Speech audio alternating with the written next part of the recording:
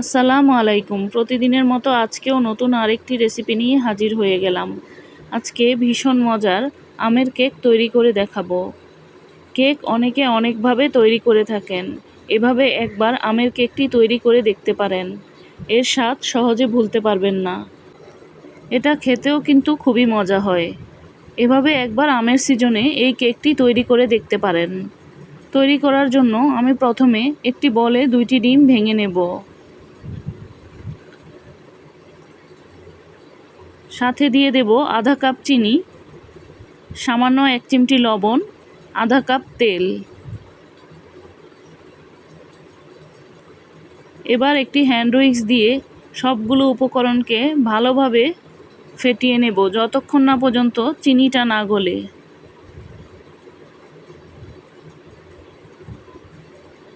চিনিটা গললে কালারটা চেঞ্জ হয়ে আসবে। চেঞ্জ হয়ে ঠিক অনেকটাই এইরকম হবে। 4 টেবিল চামচ আমের পিউরি নিয়েছি। আমি আমটাকে ব্লেন্ডার করে নিয়েছি। আমটা যদি আঁশালা হয় তাহলে একটি ছাঁকনির সাহায্যে ছেঁকে নেবেন। আমার আমটা আঁশালা ছিল না। এবার হ্যান্ড ব্লেন্ডার দিয়ে খুব ভালোভাবে মিশিয়ে দেব।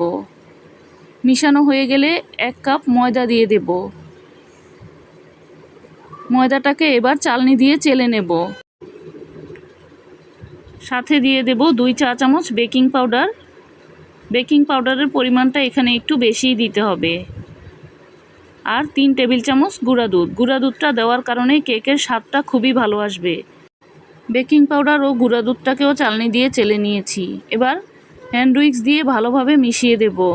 আস্তে আস্তে করে সময় নিয়ে সুন্দরভাবে মিশিয়ে নিতে হবে। দেখতে অনেকটাই এই রকম হবে। এবার যেই পাত্রে কেক বসাবো একটি কাগজ বিছিয়ে তেল ব্রাশ করে নিয়েছি। এখন আমগুলোকে আমি এভাবে ছোট ছোট করে কিউব করে কেটে নিয়েছি। নিয়ে কেকের মিশ্রণটার সাথে মিশিয়ে দেব। আমি এখানে 2 টুকরো আমকে এভাবে করে নিয়েছি। এখানে আমার হাফ কাপের মতো আমের কিউব হয়েছে। এবার এগুলোকে আমি কেকের মিশ্রণটার সাথে মিশিয়ে দেব। খুবই আলতো হাতে মিশিয়ে নিতে হবে।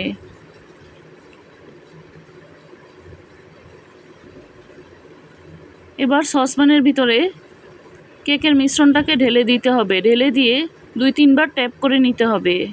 আমি চুলায় একটি পাতিল বসিয়ে একটি স্ট্যান্ড বসিয়ে দেব। পাতিলটাকে আমি আগেই 10 মিনিট গরম করে নিয়েছিলাম।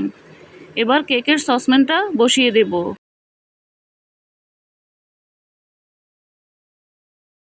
ঢাকনা দিয়ে ঢেকে চুলার আঁচ কমিয়ে আমি 1 ঘন্টা বেক করে নিয়েছি। 1 ঘন্টা পর ঢাকনাটা খুলে একটি টুথপিকের কাঠি ঢুকিয়ে দেখব। কাঠিটা যদি পরিষ্কার আসে তাহলে বুঝতে হবে কেকটা হয়ে গেছে।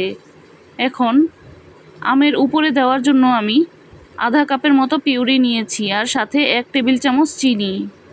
এবার চুলায় কিছুক্ষণ জাল করে নেব। চিনিটা গলে যখন পানিটা শুকিয়ে আসবে দেখতে অনেকটাই এই রকম হবে। এখন কেকটা ঠান্ডা হওয়ার পর আমি কেকটাকে মোল্ড আউট করে নিয়েছি। কতটা নরম হয়েছে দেখেই বুঝতে পারছেন। এবার উপরে আমের ওই পিউরিটা দিয়ে দিয়েছি। আপনারা চাইলে উপরে আমের কুচি দিয়েও সুন্দরভাবে পরিবেশন করতে পারেন। আমের সিজনে এই রকম কেক একবার বানিয়ে খেতে পারেন।